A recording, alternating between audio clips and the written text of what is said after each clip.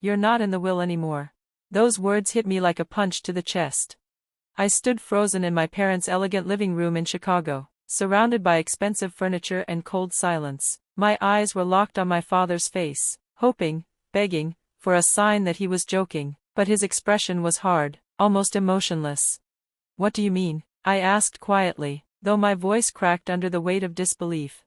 My father didn't flinch. "Just what I said, Lana, your share of the inheritance is going to your brother now."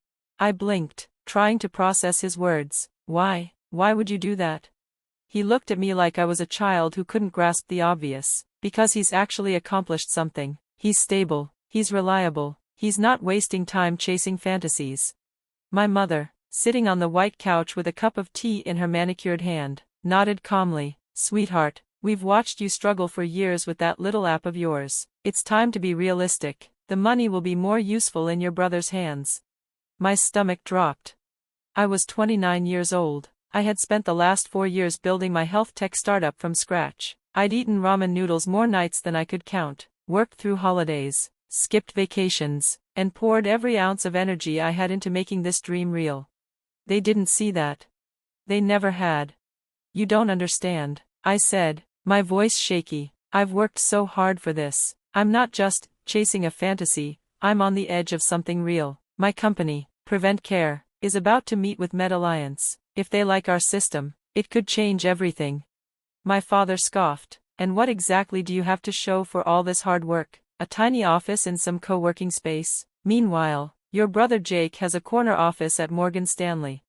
That comparison, again, always Jake.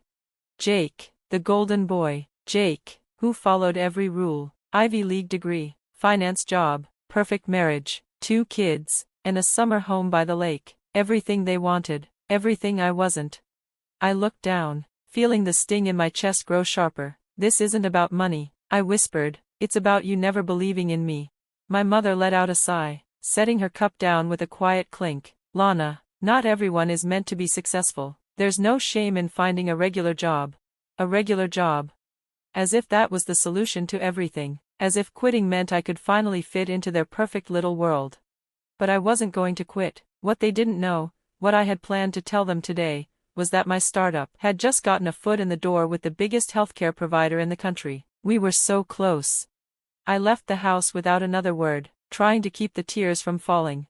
I climbed into my car and sat there, stunned, staring out the windshield. A few seconds later, my phone buzzed. It was an email from Dominic, my lead investor. He wanted to talk, urgently.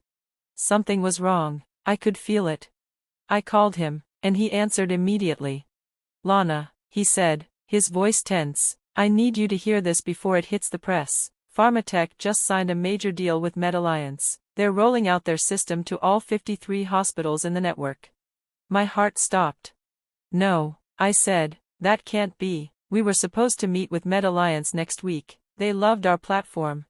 "I know," Dominic said, "but Pharmatech came in fast. They offered a huge discount, and someone high up made a call. I'm hearing it was your father." The breath left my lungs. My father, he was a major investor in Pharmatech. I'd heard whispers about it a few months ago, but I didn't think he'd go this far. He hadn't just refused to support me, he'd actively sabotaged me. I couldn't speak, my mind was spinning. After we hung up, I sat in the car for a long time, searching online for more news. It was all true. Pharmatech's stock had been tanking, but after the announcement with MedAlliance, it shot up by over 40%. And then, just when I thought I couldn't feel worse, I got another call, from Jennifer, a former classmate who worked at MedAlliance. "Lana, I'm so sorry," she said gently. "I thought you should know, the chairman pushed the deal through. He played golf with a Pharmatech investor a few days ago. After that, the technical team was told to stand down." I swallowed hard. "Do you know the investor's name?" There was a pause. "Harold Reynolds."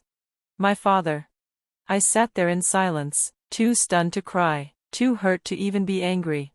It wasn't just about disappointment, it wasn't just about being cut from the will. It was betrayal.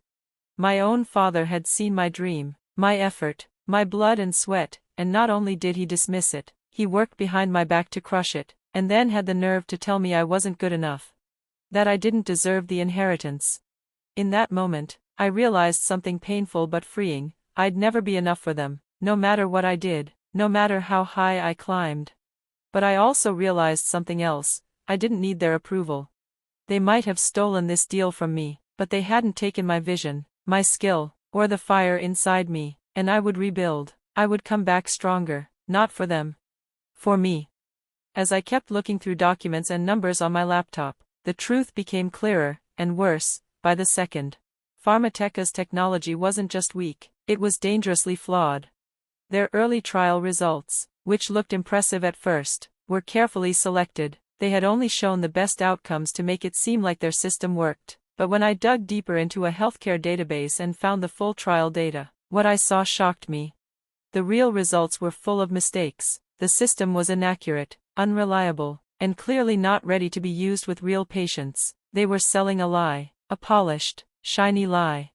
And the worst part, my father had to know. He wasn't just backing a bad product by accident, he was choosing to support something broken, something that could harm patients, just to prove me wrong. It wasn't just business anymore, it was personal, deeply personal. Then I found something else that made my stomach twist. Pharmatech was running out of money, fast. Their latest quarterly report showed that while they were spending huge amounts of money on advertising and executive pay, their budget for research and development, the part that actually makes the technology better, had been cut way down. They were burning through investor money just to stay afloat.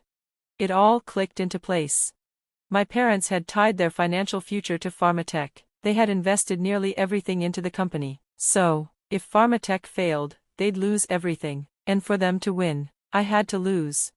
That realization stung, not just because of what it meant for my business, but because it meant that my own family had been hoping I'd fail, not openly, but silently, with every decision they made, with every cold word, with every dismissive look.